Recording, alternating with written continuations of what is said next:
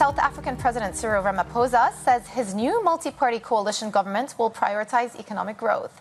In his first major policy speech since elections in May stripped his ANC party of its majority, Ramaphosa announced a massive infrastructure investment plan.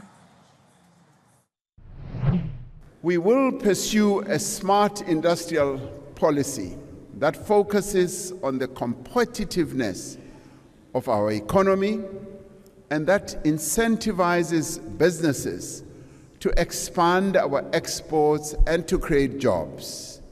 We will continue to work with stakeholders to develop and implement master plans to grow important industries, to increase investment, to create jobs and foster transformation.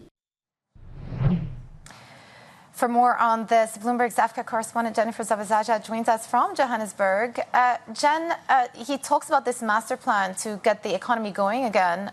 First of all, what did we learn from this speech, and what has the reaction been from investors so far?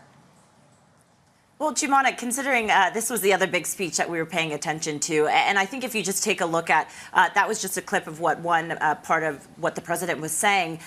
It was really largely a market-friendly speech. He was enjoying himself. He was energetic, clearly enthused, used a lot of the time during his speech to talk about the importance of this new coalition government, but of course, really doubling down on this market-friendly approach, talking about the importance of growth, infrastructure, development, and also stabilizing the budget. Also potentially something welcome for investors is this idea of cutting back on the red tape that has really just slowed down any sort of development or acceleration in this economy's growth. And, you know, also speaking to everyday South Africans who have been dealing with higher food and fuel prices and also unemployment north of 33%. So, yes, there were a lot of positive signals that the president gave during this speech.